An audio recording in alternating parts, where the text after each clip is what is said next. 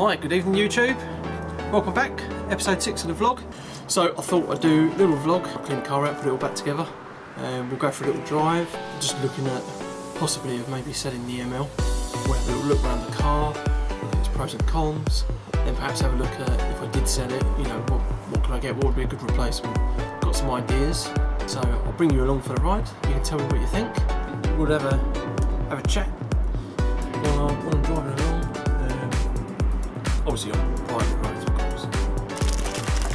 Car was on a dump run this morning, so put the parcel shelf back in, put my freebie Mercedes umbrella back in.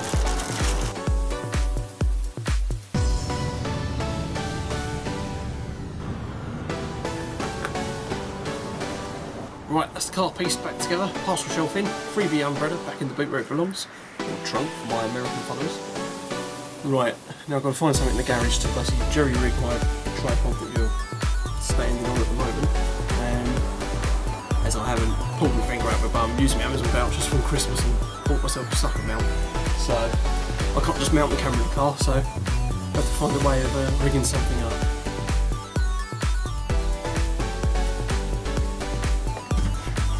Bungee straps, clamps, cable ties. Right, you can come with me.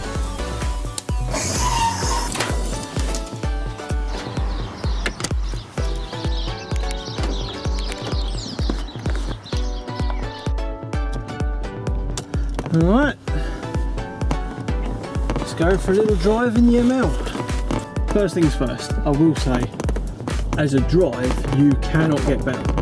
So my ML is a 2012 model, ML350, so it's got 3 litre V6, 7-speed auto. This version has got the airmatic suspension,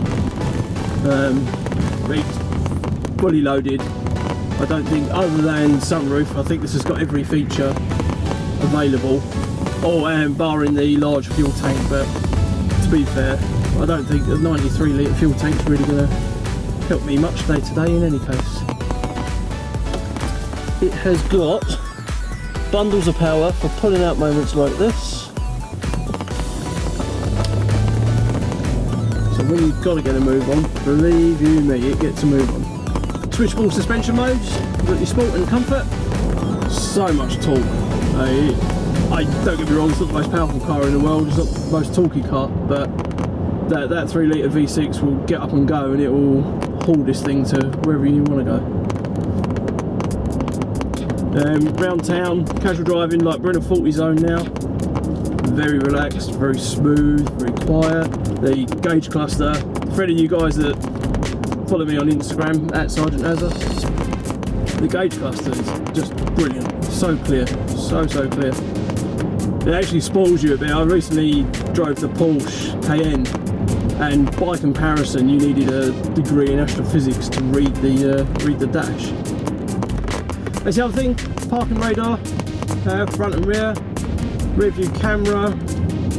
This version's got the Mercedes Command, what do we call it nowadays, the infotainment system. Alright, how's he going to get on?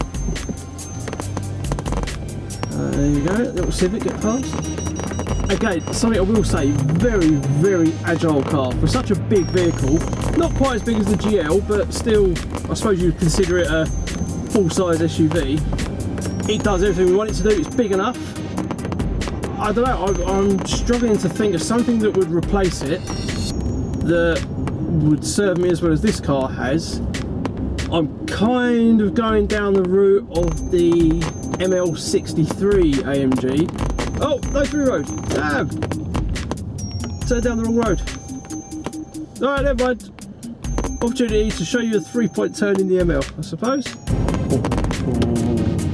Let's drive. Right, okay, here we go. 3-point turn in the ML350. Easy as you like. Shifter is on the centre console. It's got the indicator stalk type shifter. Absolutely love it. Absolutely love it. I'll do your walk around shortly. This particular version has got the 21-inch AMG wheels. Again, brilliant wheel choice. Absolutely brilliant. Whoever spec'd this originally, thumbs up to you. Here we go. So from 20 mile an hour, go.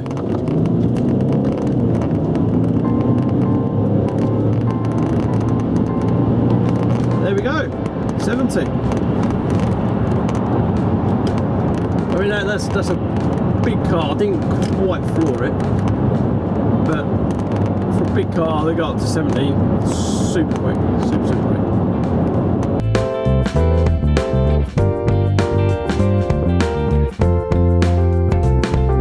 Oh, didn't mention brakes. It has drilled discs front and rear. They're not AMG brake. I don't know, you guys might know more than I don't believe the brakes are anything special as such, but for anchoring up a, you know, whatever this car weighs, the best part of a 2-ton vehicle and an auto at that, so it's always pushing. Yeah, absolutely brilliant job of anchoring up.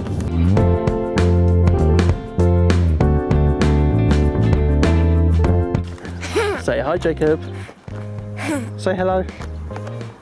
You gonna say hello? You going all shy? You going all shy? So Jacob wanted to go to the model shop, so back in the car. Come on. 3:30, Sunday afternoon. Woo! And your son wants to go to the model shop. Right, see you on the other side. For you, that's gonna been like a transition screen. For me, an hour has just gone by. Made the model shop. Check her out. She's a good looker. I know it's dirty, so forgive me for that. For a 2012 model, stunning example. There's those big 21-inch AMG alloys, running boards, the nicer grille, LED running lights in the quarter vents there on the front, privacy glass in the back, LED tail lights. So I didn't mention whilst we were driving along, it's got start-stop. All in all, I hope you'll agree, very pretty looking car. Sorry about the tree, can't really avoid it. Probably going to miss out loads of stuff. Anything I miss, you got any questions, leave me a comment, send me a message, find me on Instagram at SGT_AZZA at Sergeant Azza. Drive side door. Obviously I'm gathering in the States it'll be just reverse. So you'll be on the left, I'm on the right. So that's it, the 3-function memory seats. With the lock unlock function on both passenger and driver door. Main window controls, all 4 windows, window lock, left and right adjust, got the auto fold in option on this as well, and a trunk release or boot release depending where you are. Pop the hood just under there.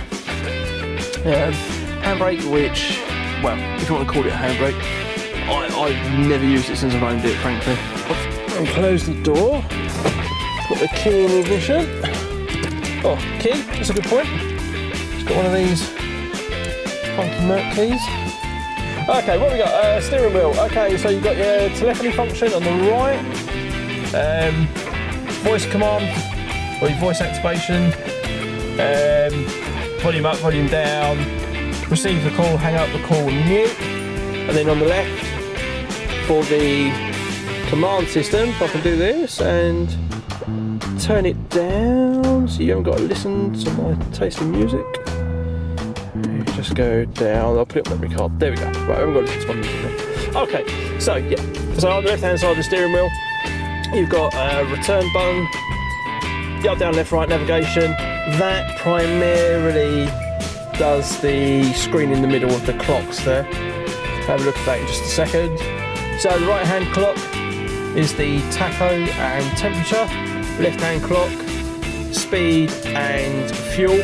Interestingly, doesn't have kilometre per hour, obviously for me because it's a UK spec car, but doesn't have kilometres on the clock, but it does up in that small centre section at the top there, so it has the time and then the actual speed in kilometres on the right. I think that's the case for newer cars as well, I don't know for sure. Obviously being the slightly older model, the newer ones have the nice kind of colour section in the centre there. Not that there's anything wrong with this, shows you exactly the same thing, just presentation really. Okay, so it's already in park, so just a half move puts me into neutral. A full down, you can feel a double click, puts me into drive. Now I can go half move up, puts me back into neutral. Full up, puts me into reverse. Now at any point, if I'm full up in reverse, or I'm full down in drive, I can just press the button in, and she puts me in park, auto handbrake. Fantastic. Down the bottom there is the cruise control. I have to admit, not really ever played with it. Seems a bit more fiddly than some that I've used, and as sad as it is to say it, the one on this end, on the Qashqai, was much easier to use than it is on this. It's kind of a, I gather it's like an up down for the speed setting, pressing in for turning it on, turning it off, but don't hold me to that. Like I say, I haven't really played with it. Got kind of a flappy paddle. As you can see, you've got downshift on the left, upshift on the right. The left hand stalk is basically everything else. So your wipers, indicators, front and rear, your flash, you know, your high beam or flash, it's all on the left hand stick. Got the command system, the slightly older version, so those of you that have got newer Mercedes will recognise slightly different presentation, all controlled from the wheel in the middle here. In the middle, usual, if you've seen these sorts of cars before, your standard entertainment system, I suppose, if you want to call it that. Usual your numbers. To be honest, I don't really ever use them because you don't have a need. It's all on the steering wheel, or it's all just push button down in the centre here. You have your heated seats, 3 levels of heat, and believe me, that's burn your bum. That's don't really burn my bum too much, and that's nice. That's your parking sensors on and off. They are very sensitive and they can be a bit annoying, but to be fair, I'd rather know I was near something. By near something, I mean like 2 foot away. Eco button, switch that off and on easily. That's basically start stop, and that's every time you come to an absolute standstill, the engine will cut out. Actually, a bit annoying because it doesn't have any sort of way of knowing that you just roll into a gentle stop and you're likely to go again. There's no delay, so the second the vehicle stops moving, the engine will just cut out. Hazards and traction control off. Probably the most used bit on the centre console, aside from your navigation, your command navigation thingy, is your climate control. As I was saying earlier when we were driving, does have some, what do you want to call it, drive mode options, I guess. Suspension, sport or comfort. You have, I gather that's some sort of like a bumpy ground or a rock climbing mode. Quite why you'd need that in this car, I don't know, but there you go, it's there. Hill descent assist, very good. Also, this car has the anti-rollback on it. So even though I know it's an auto and generally I don't tend to roll back, but it will hold you on a hill. And the amusing button, if I get a chance one day I'll show you, this button will basically raise the car up. It raises about 5 to 6 inches. Left and right, just goes through the various pages on the command system. Have a return button, that's like your OK button. You can set some favourites, you've got your stars, and a cancel button. A good look at the passenger side of the seat, basically same as the driver's side. Very well bolstered. Does have an option down the outside of the seat. It changes the lumbar support here. Same on the headrests. There's one on the outside of the headrest that kind of, I don't know what it does, basically pushes your head forward or back. What have we got here? Nice big glove box. Yeah, right. As you can see, not very big at all. Quite why I've got kitchen roll in it, I don't know. Quickly up the top then, with dimming rear view mirror. You've got a I'm being towed away button. You can turn off your internal alarm sensors and sunglasses holder. In the back, as you can see, it is used as a kiddie carrier. Fantastic, all Isofix, 60-40 rear seat split. Pretty much the same feel to the rear seats. Obviously haven't got quite the functionality of the front, but even so, I mean, I've been in the back of this car a few times and, you know, it's comfortable. This car was kitted out also with the Harman Kardon sound system. So fantastic audio. Powered tailgate. let's do this. Being used to Nissans prior to the Merc, I have to say, oh, I'm still trying to go over that. So, huge boot, I mean, or trunk, whichever you want to call it, I'll call it a boot. I don't know if the camera's really kind of making that out. It's enormous.